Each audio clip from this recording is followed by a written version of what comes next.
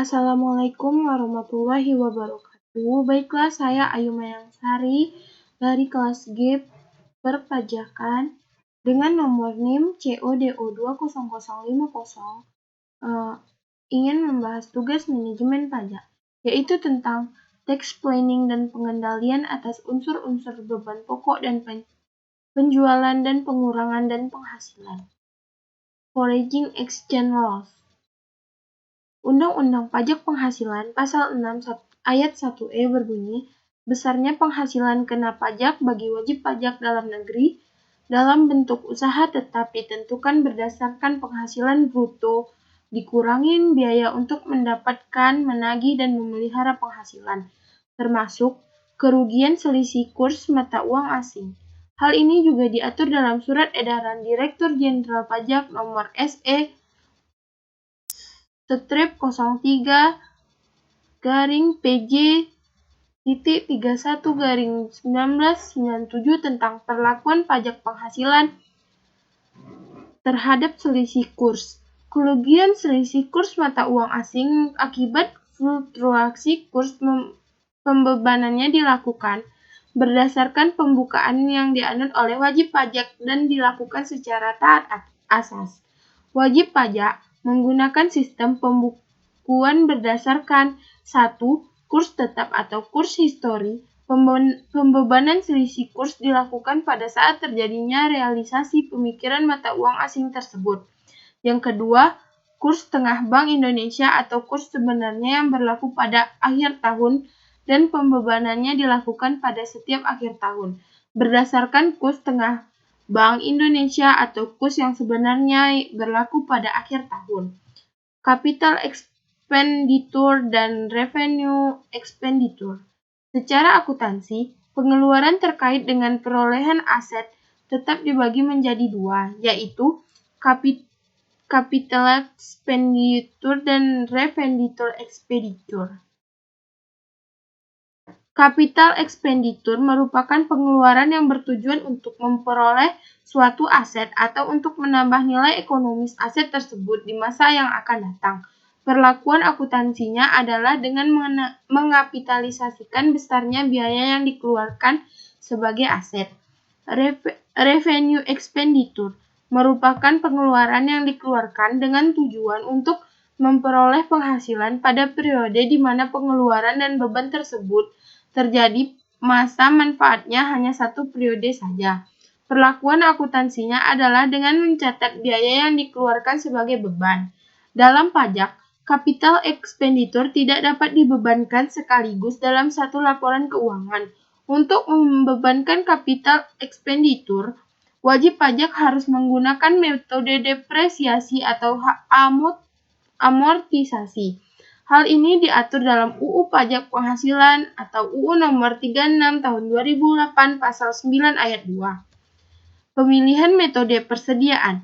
Menurut Undang-Undang Pajak Penghasilan Pasal 10 Ayat 6 berbunyi, persediaan dan pemakaian. Persediaan untuk menghitung harga pokok dinilai berdasarkan harga perolehan yang dilakukan secara rata-rata atau dengan cara mendahulukan persediaan yang diperoleh pertama.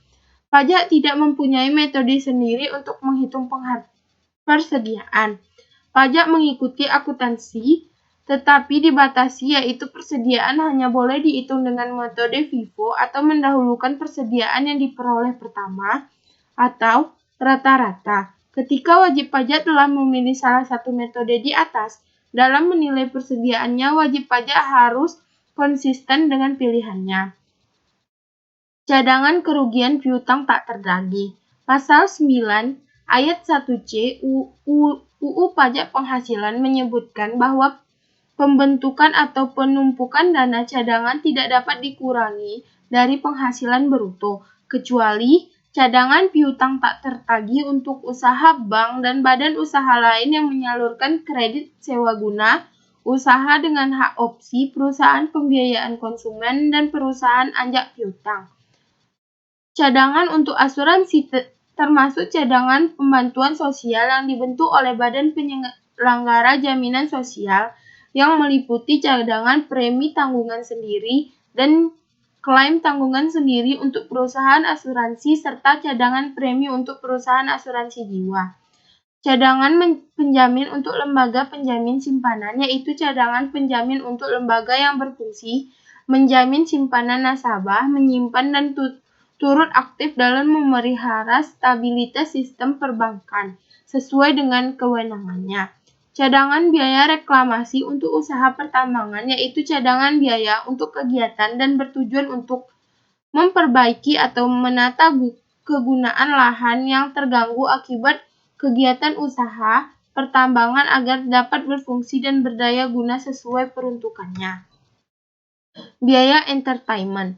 Biaya entertainment merupakan satu jenis biaya yang dapat dikurangkan dari penghasilan bruto sepanjang biaya tersebut digunakan untuk mendapatkan, menagih, dan memelihara penghasilan.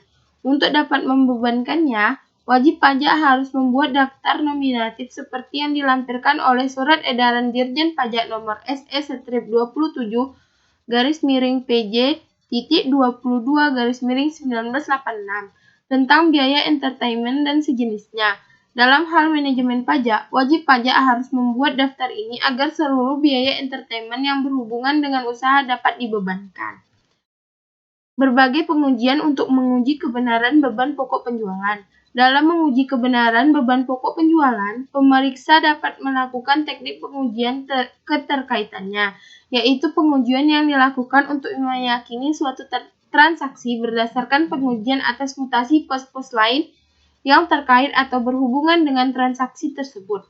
Adapun pos yang berkaitan dalam rangka pengujian keterkaitan untuk menguji kebenaran beban pokok penjualan antara lain pembelian, pelunasan utang usaha, barang masuk atau keluar, mutasi persediaan.